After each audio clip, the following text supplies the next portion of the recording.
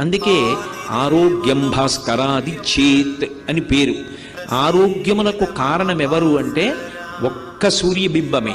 ఆయన నుంచి వచ్చేటటువంటి వెలుతురు వలన, ఆ కాంతి కిరణముల వలన ఆరోగ్యం నిలబడుతుంది. ఇప్పుడు ఆధునిక కాలంలో వైద్యులు శాస్త్రవేత్తలు కూడా అంగీకరిస్తున్నారు. సూర్య భగవానుడి యొక్క కిరణములలో ఉండేటటువంటి విటమిన్ డి వలన ఎముకలకు పుష్టి కలుగుతుంది, శరీరం పెరుగుతుంది అని అంగీకరిస్తున్నారు. కాబట్టి ఆయన లోకములకంతటికీ కూడా పోషకుడై రక్షణ కల్పిస్తాడు.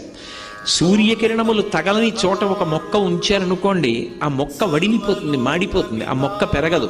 సూర్యకిరణములలో ఉన్నటువంటి శక్తిని తీసుకుని చెట్లు తమ ఆకులలో పత్రహరితాన్ని తయారు చేసుకుంటాయి.